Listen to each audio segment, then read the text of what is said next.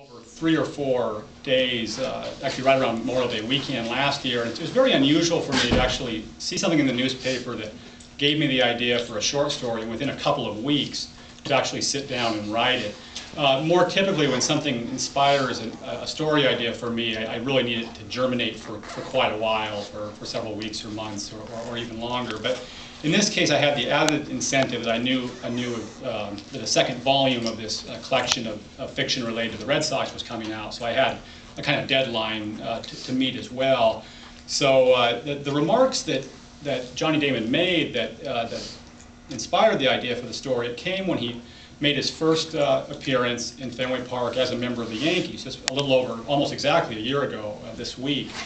And he was really, as many of you may remember, he expressed surprise that the Fenway crowd booed him. Imagine that, someone playing for the Yankees getting booed at Fenway Park. And he even used the word vicious. He thought the fans treated him in a vicious way. And so that made me think, well, what would it be like for someone who was all his teenage years was told that he was the best baseball player anyone had ever seen, was drafted by a major league ball club right out of high school, played in the minor leagues, had his cup of coffee in the majors, but never stuck. Someone who was a contemporary of Johnny Damon's. What would that sound like with Damon, the money he's making, and how might that person interpret that? So that's what kind of drove the genesis of the story. And there are some vaguely autobiographical elements. I mean, none of you will be surprised to learn that I myself was never a professional baseball prospect. But baseball was nonetheless very important to me when I was a teenager. There was even a time when I was 15 when I persuaded myself that I might eventually be good enough to play professional baseball. What I really was an average high school outfielder with no real power and a below average throwing arm. But I doubt I would have been able to write this story without having played baseball at a fairly competitive level.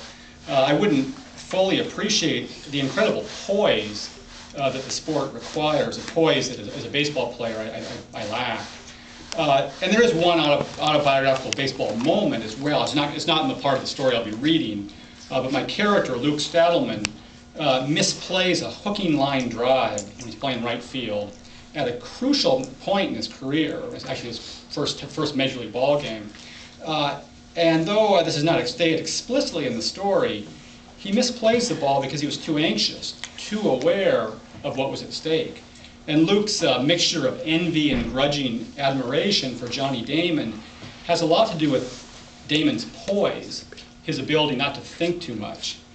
I don't think anyone's ever accused Johnny Damon of being the kind of person who thinks too much.